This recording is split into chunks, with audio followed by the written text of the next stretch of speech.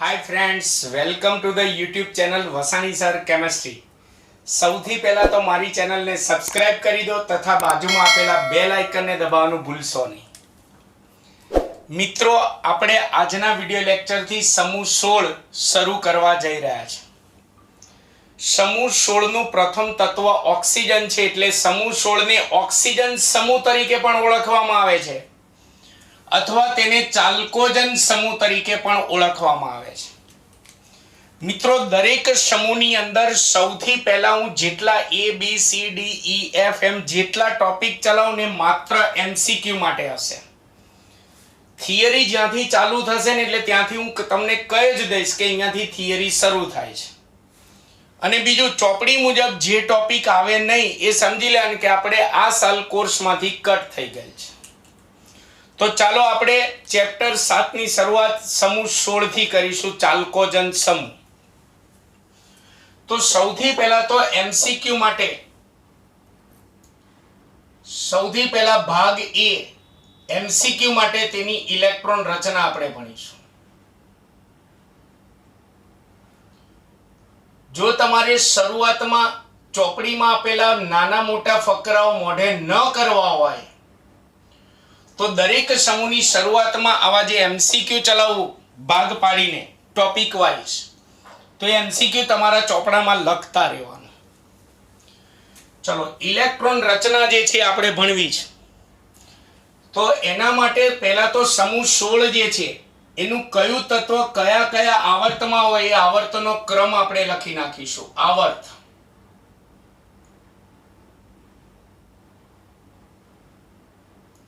આવર્તને આપણે મુખ્ય ક્વોન્ટમાંક small n વડે દર્શાવીએ છીએ. સમૂહ 16 નું પહેલું તત્વ બીજા આવર્તમાં હોય, બીજું તત્વ ત્રીજા આવર્તમાં હોય, એ રીતે ચોથા આવર્તમાં એક તત્વ હોય, એ રીતે પાંચમા આવર્તમાં એક તત્વ હોય, અને છઠ્ઠા આવર્તની અંદર એક તત્વ હોય, સાતમો આવર્ત અધૂરો હોય. ચલો, ત્યાર પછી સમૂહ 16 ના તત્વો લખીએ. તત્વો, તો સમૂહ 16 ના તત્વોમાં આવશે ઓક્સિજન, સલ્ફર, સેલેનિયમ, ટેલુરિયમ અને polonium. PO, oxygen, sulphur, selenium, tellurium અને પોલોનિયમ આવશે. હવે તેમની ઇલેક્ટ્રોન રચના લખવી છે તો સૌથી પહેલા તો તેનો પરમાણુ ક્રમાંક. તો હાહી-લીબેબો મુજબ આપણે, મેં તમને આખા સમૂહની ઇલેક્ટ્રોન રચના લખવાની એક શોર્ટ રીત આપી. પહેલા હાહી-લીબેબો મુજબ ઓક્સિજનનો પરમાણુ ક્રમાંક લખી નાખો 8. હવે જુદા જુદા આવર્તમાં તત્વોની સંખ્યા આપણે જાણીએ. 2 8 8, 18 18, 32 છે, સાતમો આવર્ત અધૂરો છે.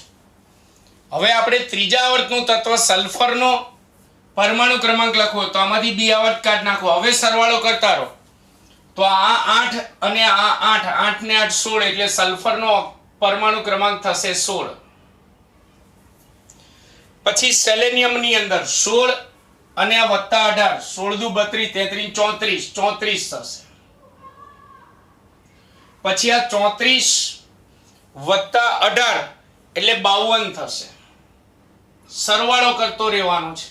52 વત્તા 32 એટલે 84 થશે. એટલે આનો પરમાણુ ક્રમાંક 84. ચલો, ત્યાર પછી તેમની દરેક તત્વની ઇલેક્ટ્રોન રચના જે MCQ માં પૂછી શકે. આજના વિડિયો લેક્ચરમાં હું સમૂહ 16 માં જેટલું ચલાવું ને MCQ માટે હશે, એટલે તમારા ચોપડામાં ખાસ લખતું રહેવાનું.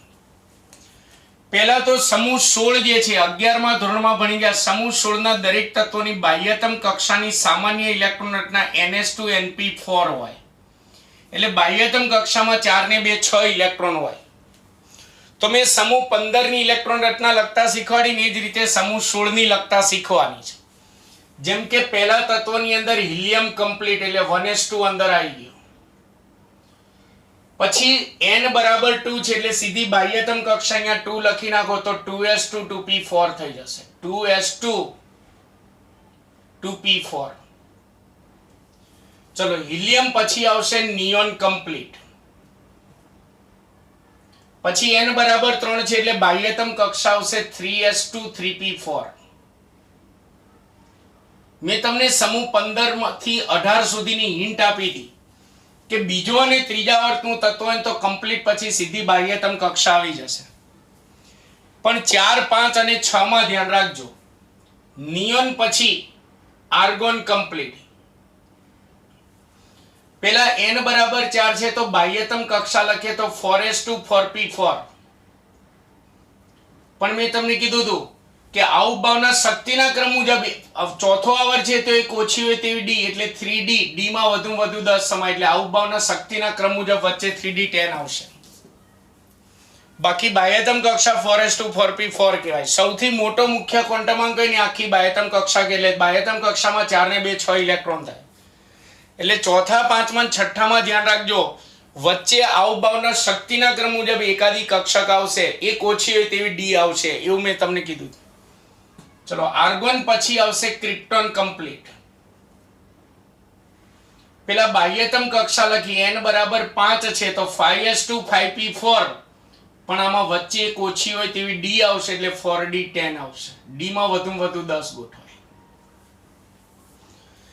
પછી પોલોનિયમમાં ક્રિપ્ટોન પછી ઝેનોન કમ્પ્લીટ. છઠ્ઠો આવર્તન ત્યારે પેલા યાદ રાખજો, એમાં બે વચ્ચે કક્ષકો આવશે. એક તો પેલા બાહ્યતમ કક્ષા 6s2 6p4, પછી એક ઓછી હોય તેવી d 5d 10, અને હજી એક ઓછી હોય તેવી f4 f14, f માં વધુમાં વધુ 14 ગોઠવાય. એટલે તમે જો n બરાબર 2 છે તો બાહ્યતમ કક્ષા 2s2 2p4, 3 છે તો 3s2 3p4, n બરાબર 4 છે તો બાહ્યતમ કક્ષા 4s2 4p4, n બરાબર 5 છે તો 5s2 5p4, n બરાબર 6 છે તો 6s2 6p4 થયું. એટલે આપણે આની અંદર સમૂહ 16 ના બધા તત્વોની બાહ્યતમ કક્ષાની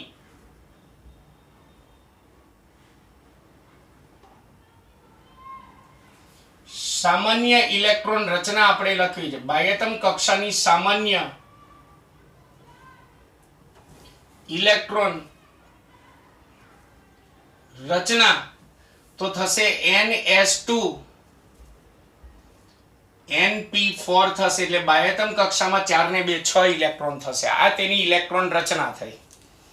MCQ માટે પહેલો ટોપિક પૂરો. આજના વિડિયો લેક્ચરમાં હું ABCD એમ કરીને જેટલા ટોપિક ચલાવને બધા MCQ માટે. ચલો પછી બીજો ટોપિક, સમૂહ 16 ના તત્વોની પરમાણુવીય ત્રિજ્યા. પરમાણુમાંથી જ આયન બને એટલે પરમાણુય ત્રિજ્યા અને આયનીય ત્રિજ્યામાં થતો ફેરફાર સમજાવો. તો આવો પ્રશ્ન 2 ગુણમાં ન પૂછી શકે, બહુ નાનો પ્રશ્ન બને. એટલે તમને આમાંથી MCQ પૂછાય, પરમાણુય ત્રિજ્યા કે આયનીય ત્રિજ્યા. તો આપણે ભણી ગયા છે કોઈ પણ સમૂહમાં ઉપરથી નીચે તરફ જાઓ એટલે પરમાણુય ત્રિજ્યા અને આયનીય ત્રિજ્યા વધે. એટલે આપણે ક્રમ યાદ રાખવાનો, પરમાણુય ત્રિજ્યા અને આયનીય ત્રિજ્યાનો ક્રમ મોઢે કરવાનો છે. તો પરમાણુય ત્રિજ્યા અને આયનીય ત્રિજ્યા વધે એટલે ઓક્સિજન કરતા સલ્ફરની ત્રિજ્યા વધારે, સલ્ફર કરતા સેલેનિયમની ત્રિજ્યા વધારે, સેલેનિયમ કરતા ટેલુરિયમની ત્રિજ્યા વધારે, અને ટેલુરિયમ કરતા પોલોનિયમની ત્રિજ્યા વધારે. પણ અહીંયા અપવાદ, ઓક્સિજનની ત્રિજ્યા નાની છે પણ ધારણા કરતા પણ ખૂબ જ નાની હોય. તો આમાંથી તમને MCQ પૂછાય કે સમૂહ 16 ના તત્વોની પરમાણુય ત્રિજ્યાનો યોગ્ય ક્રમ પસંદ કરો, અથવા સમૂહ 16 માંથી કયા તત્વની પરમાણુય ત્રિજ્યા ખૂબ જ નાની હોય છે, સૌથી નાની હોય છે, અથવા કયા તત્વની સૌથી મોટી હોય છે. 3 MCQ પૂછાય. કાં તો ક્રમ પૂછાય, કાં તો સૌથી નાની ત્રિજ્યા, કાં તો સૌથી મોટી ત્રિજ્યા પૂછાય. સમજાય એવું ના પૂછી શકે, એવી શક્યતા નથી. ચલો પછી C, ત્રીજો ટોપિક લઈએ. પરમાણુય ત્રિજ્યા અને આયનીય ત્રિજ્યા પછી આવશે આયનીકરણ એન્થાલ્પી.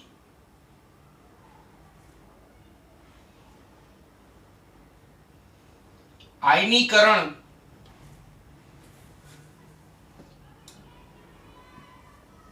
એન્થાલ્પી. આયનીકરણ એન્થાલ્પી એટલે આપણે જાણીએ છીએ બાહ્યતમ કક્ષામાંથી ઇલેક્ટ્રોનને દૂર કરવા માટે આપવી પડતી ઉર્જાને આયનીકરણ એન્થાલ્પી ΔIH કહેવાય. તો આની અંદર MCQ માં કેટલી વસ્તુ પૂછી શકે.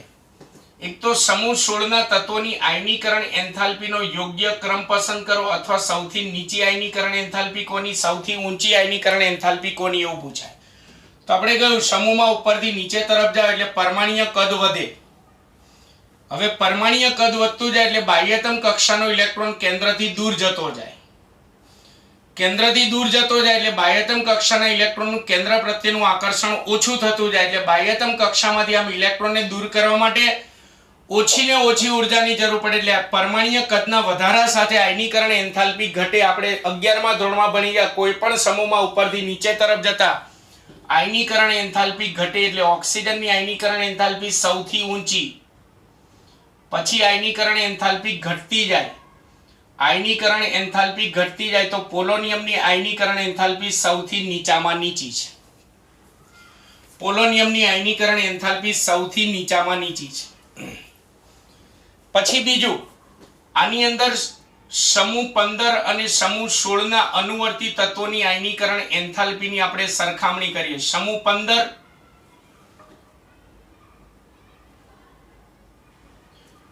અને સમૂહ 16 ના અનુવર્તી તત્વોની સરખામણી કરીશું. અનુવર્તી તત્વ એટલે આની બાજુનું આના સમૂહનું તત્વ, આની બાજુનું તત્વ, આની બાજુનું તત્વ, એમ અનુવર્તી તત્વોની સરખામણી કરીએ તો આમ આપણે 11મા ધોરણમાં એવું ભણ્યા છે કે આવર્ત કોષ્ટકમાં ડાબીથી જમણી તરફ જાઓ તો આયનીકરણ એન્થાલ્પી વધે એવું લખ્યું છે.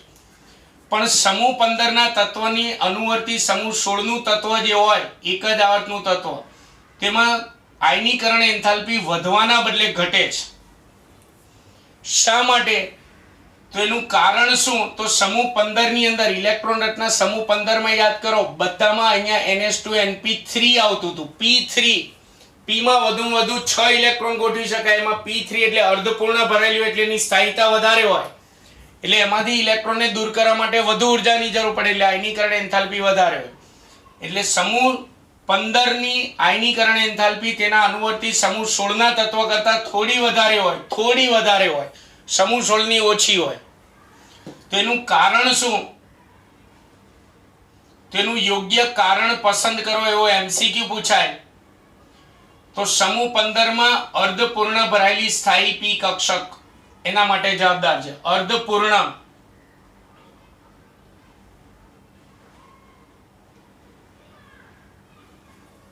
ભરાયેલી સ્થાયી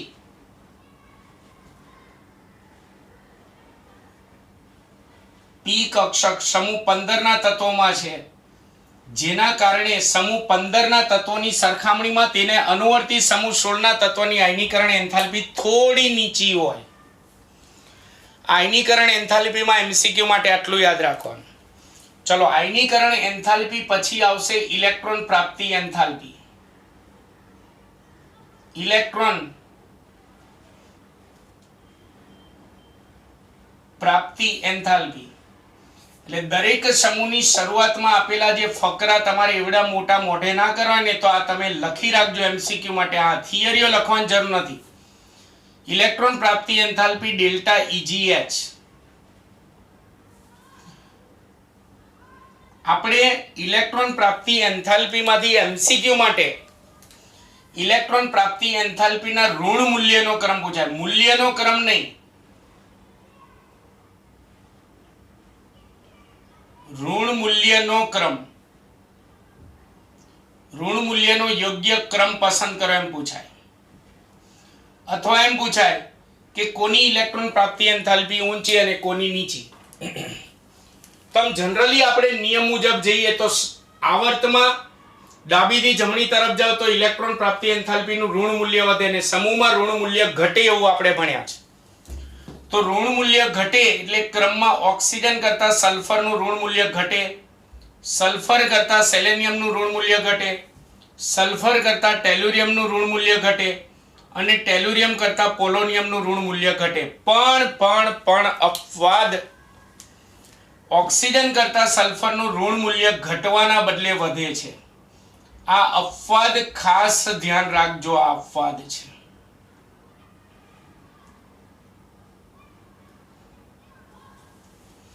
એટલે આ ઋણ મૂલ્યનો ક્રમ જે છે બધામાં કાં તો વધે છે કાં તો ઘટે છે.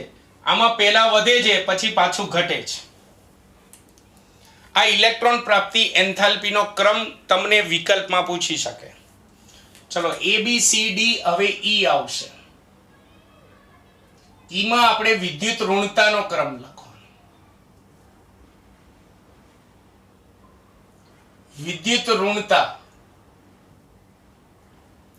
તો આની અંદર પણ વિદ્યુત ઋણતામાં થતો ફેરફાર સમજાવવી કોઈ થિયરી ના પૂછાય, MCQ પૂછાય કે સમૂહ 16 ના તત્વોની વિદ્યુત ઋણતાનો યોગ્ય ક્રમ પસંદ કરો. તો ઓક્સિજન, સલ્ફર, સેલેનિયમ, ટેલુરિયમ અને પોલોનિયમ છે. તો આપણે ભણી ગયા છે આવર્તમાં વિદ્યુત ઋણતા વધે અને સમૂહમાં વિદ્યુત ઋણતા ઘટે. વિદ્યુત ઋણતા ઘટે ઘટે ઘટે ઘટે ઘટે ઘટે ઘટે એટલે યોગ્ય ક્રમ પસંદ કરો. તો આ સૌથી વધુ વિદ્યુત ઋણતા અને સૌથી ઓછી વિદ્યુત ઋણતા કોની છે એવા પણ MCQ પૂછી શકે. આ ABCD E થયું. હવે F ની અંદર આપણે ધાતુ ગુણનો વાત કરીશું. ધાતુ ગુણ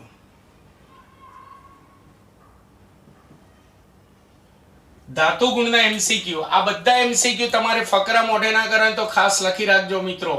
ઓક્સિજન, સલ્ફર, સેલેનિયમ, ટેલુરિયમ અને પોલોનિયમ. હું કહું ને ત્યાંથી થિયરીની શરૂઆત થશે, ત્યાં સુધી બધું MCQ આવશે. આમાં ઓક્સિજન અને સલ્ફર જે છે એ બંને અધાતુ તત્વો છે. આ બંને અધાતુ તત્વો છે.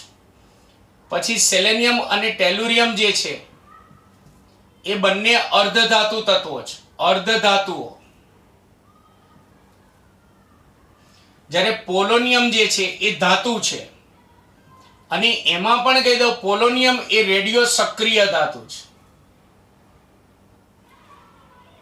રેડિયો સક્રિય ધાતુ છે. તો તમને MCQ ની અંદર પૂછી શકે સમૂહ 16 માંથી સમૂહ 16 માં રહેલ રેડિયો સક્રિય ધાતુ પસંદ કરો, સમૂહ 16 માં રહેલ અર્ધધાતુ પસંદ કરો, સમૂહ 16 માં રહેલ અધાતુ તત્વો પસંદ કરો. ચલો ABCDEF હવે G આવશે. એમાં સમૂહ 16 ના તત્વોની ઓક્સિડેશન અવસ્થાઓ આપણે સમજાવવાની છે.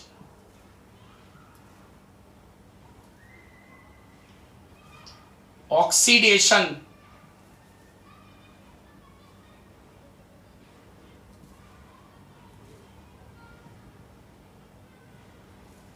અવસ્થાઓ. ચલો સમૂહ 16 ના તત્વોની ઓક્સિડેશન અવસ્થાઓ સમજાવો એવો પ્રશ્ન પૂછવાની શક્યતા નહિવત. એમાંથી MCQ પૂછવાની શક્યતા વધારે. તો એમાં હું જેટલા મુદ્દા ચલાવું એટલા મુદ્દા MCQ માટે યાદ રાખવાના.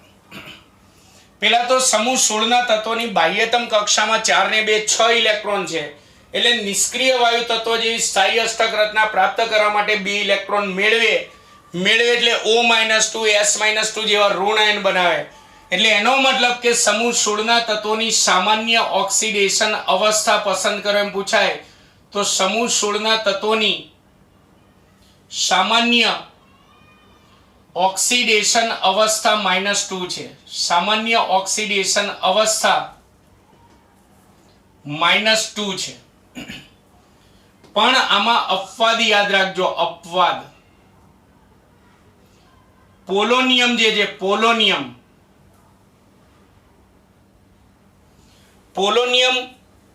એ અમુક જ ક્યારેક જ પોલોનિયમ જે છે ભાગ્યે જ -2 ઓક્સિડેશન અવસ્થા દર્શાવે. પોલોનિયમ ભાગ્યે જ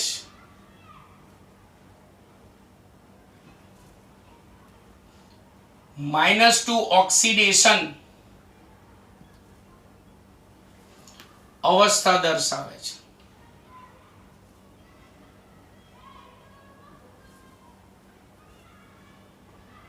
ભાગ્યે જ -2 ઓક્સિડેશન અવસ્થા દર્શાવે. ચલો ત્યાર પછી હવે આપણે વારાફરતી વાળા તત્વ લઈએ. એમાં સૌથી પહેલું તત્વ આપણે લઈએ ઓક્સિજન. તો ઓક્સિજનની ઓક્સિડેશન અવસ્થાઓ આપણે સમજાવીએ. તો ઓક્સિજન જે છે આપણે કીધું ઉપરથી નીચે તરફ જતા વિદ્યુત ઋણતા ઘટે એટલે ઓક્સિજનની વિદ્યુત ઋણતા ઊંચી છે એટલે ઓક્સિજન મોટા ભાગે -2 ઓક્સિડેશન અવસ્થા ધરાવે. ઊંચી વિદ્યુત ઋણતાના કારણે મોટા ભાગે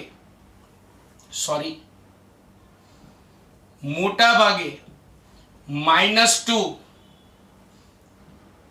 ઓક્સિડેશન અવસ્થા જોવા મળે એટલે કે O-2 સ્વરૂપે હોય મોટા ભાગે. પણ આની અંદર અપવાદ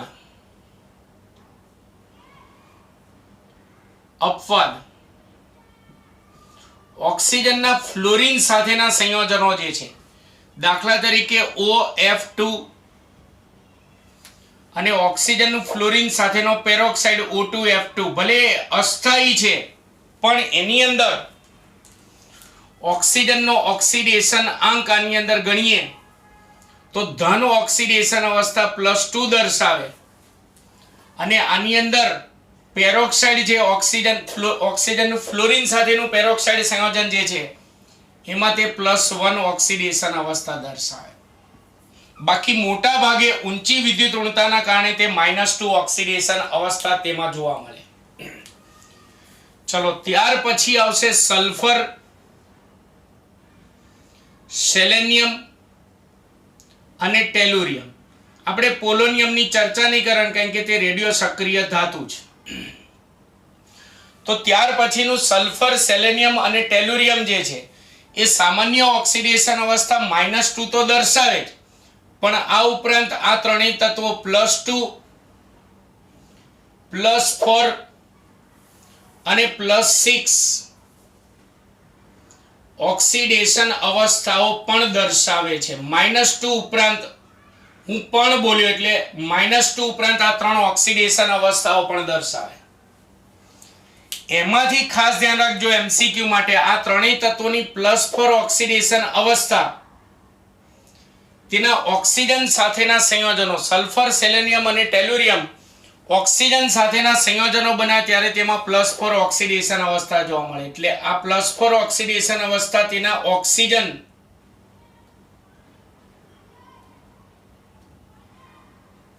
સાથેના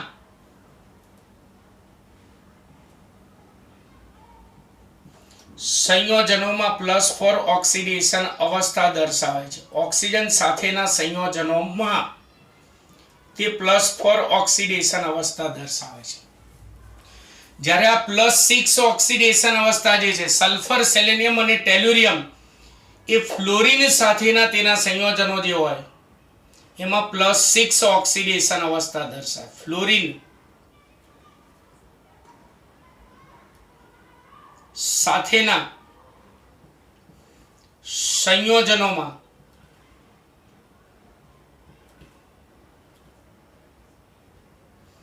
તે +6 ઓક્સિડેશન અવસ્થા દર્શાવે. આ ઉપરાંત હજી આપણે સલ્ફર, સેલેનિયમ અને ટેલુરિયમનું શરૂ છે. સલ્ફર, સેલેનિયમ અને ટેલુરિયમ એમાં તમે સમૂહમાં ઉપરથી નીચે તરફ જાઓ એટલે કે સલ્ફર થી ટેલુરિયમ તરફ જાઓ તેમ +6 ઓક્સિડેશન અવસ્થા ની સ્થાયીતા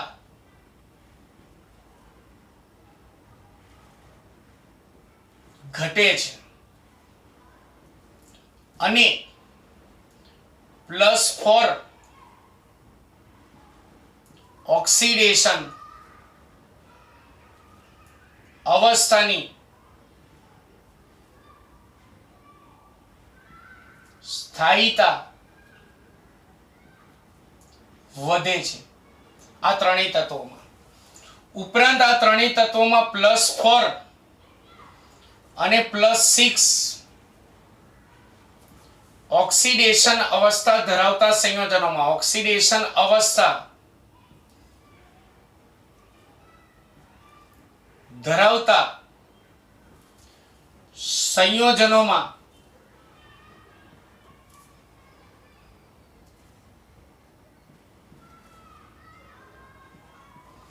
બંધન કયા પ્રકારનું હોય? બંધન એટલે કે તેમાં કયા પ્રકારનો બંધ બનેલો હોય? +4 અને +6 ઓક્સિડેશન અવસ્થા ધરાવતા સંયોજનોમાં. તો +4 અને +6 ઓક્સિડેશન અવસ્થા ધરાવતા સંયોજનોમાં તેઓ સહસંયોજક બંધ ધરાવતા હોય છે. સહસંયોજક બંધ ધરાવે છે.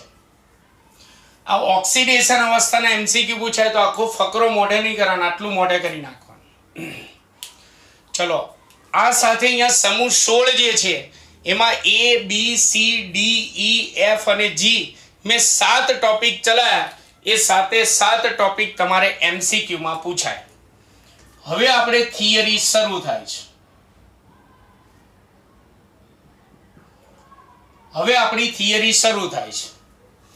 તો થિયરીની અંદર સૌથી પહેલા આપણે દરેક સમૂહમાં, તમે જો સમૂહ 15 માં પણ દરેક સમૂહમાં પહેલું તત્વ જે છે એ કઈક અંશે અલગ પડે એટલે કે અનિયમિત વર્તણૂક દર્શાવે. તો આપણે એની થિયરી ભણવાની કે ઓક્સિજન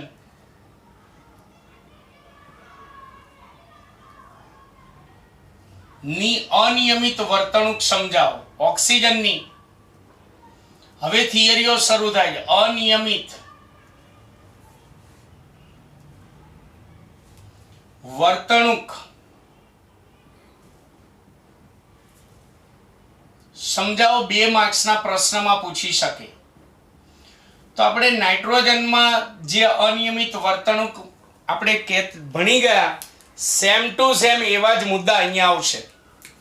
તો સૌથી પહેલા તો સમૂહ 16 નો તત્વ ઓક્સિજન, એના ગુણધર્મો સમૂહના અન્ય તત્વો કરતા અલગ હોય એટલે કે થોડી અનિયમિત વર્તણૂક દર્શાવે. તો એનું મુખ્ય કારણ શું? એટલે અનિયમિત વર્તણૂક દર્શાવવાનું મુખ્ય કારણ એક તો ઓક્સિજનનું નાનું કદ અને ઓક્સિજનની ઊંચી વિદ્યુત ઋણતા. ઓક્સિજનની ઊંચી વિદ્યુત ઋણતાના લીધે તે અનિયમિત વર્તણૂક દર્શાવે છે. બીજું, ઓક્સિજનની આ ઊંચી વિદ્યુત ઋણતાના લીધે તેનો હાઇડ્રાઇડ, ઓક્સિજનનો હાઇડ્રાઇડ એટલે H2O માં આંતરઆણ્વીય હાઇડ્રોજન બંધ બનાવે. એ ઓક્સિજનની ઊંચી વિદ્યુત ઋણતાના કારણે આંતરઆણ્વીય હાઇડ્રોજન બંધ બને. જ્યારે એના પછીના કોઈ પણ તત્વના હાઇડ્રાઇડ લો, દાખલા તરીકે આપણે ચોપડીમાં લખીએ H2S, તો H2S માં હાઇડ્રોજન બંધ ન બને. માત્ર ઓક્સિજનની ઊંચી વિદ્યુત ઋણતાના કારણે તેના હાઇડ્રાઇડ સંયોજન H2O માં હાઇડ્રોજન બંધ બને. જ્યારે H2S માં તે હાઇડ્રોજન બંધ જોવા મળતો નથી. H2S નહીં, સમૂહના અન્ય બધા તત્વોના હાઇડ્રાઇડમાં હાઇડ્રોજન બંધ બનતો નથી. માત્ર ઓક્સિજનના હાઇડ્રાઇડમાં હાઇડ્રોજન બંધ બને, કેમ કે ઓક્સિજનની વિદ્યુત ઋણતા ઊંચી છે. ચલો, બીજી અનિયમિત વર્તણૂક, તમે ઇલેક્ટ્રોન રચના જુઓ તો ઓક્સિજનની અંદર સંયોજકતા કોષમાં ડી કક્ષક પ્રાપ્ય નથી. ઓક્સિજનમાં ડી કક્ષક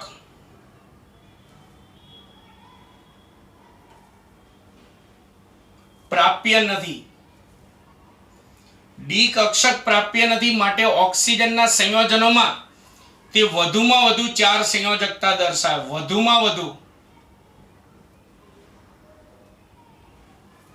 ઓક્સિજનની સંયોજકતા 4 જોવા મળે છે.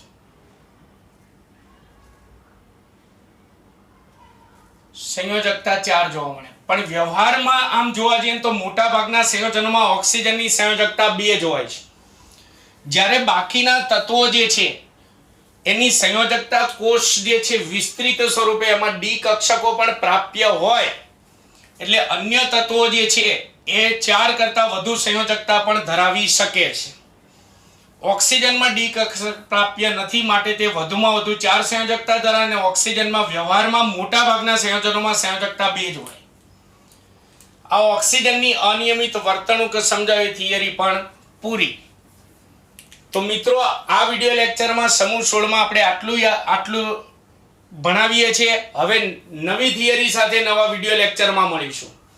દરેક સમૂહમાં જે આપણે ABCDEFG જેટલા ટોપિક ચલાય તમારા ચોપડામાં લખી રાખજો. થિયરીથી તમારે લખવાનું નથી, એ પેમ્ફલેટમાં આપેલું જ છે. પણ આ જે બાકીનું જે ટોપિક ચલાવીને પેમ્પલેટમાં થિયરી સ્વરૂપે આપેલા હશે, જે તમને મોઢે કરવા અઘરા પડશે, એમાંથી માત્ર MCQ પૂછાય. એટલે આ રીતે તમારે તૈયારી કરવાની. એટલે દરેક સમૂહની શરૂઆતમાં આ રીતે ABCDEFGH જે ટોપિક ચલાવો ને તમારે ખાસ લખી રાખવાના. તો મિત્રો, તમને જો મારો વિડીયો લેક્ચર ખરેખર સારો લાગ્યો હોય તો જરૂરથી સારી કમેન્ટ કરો. મારા વિડીયોને લાઈક અને શેર કરવાનું ભૂલતા નહીં. નમસ્કાર.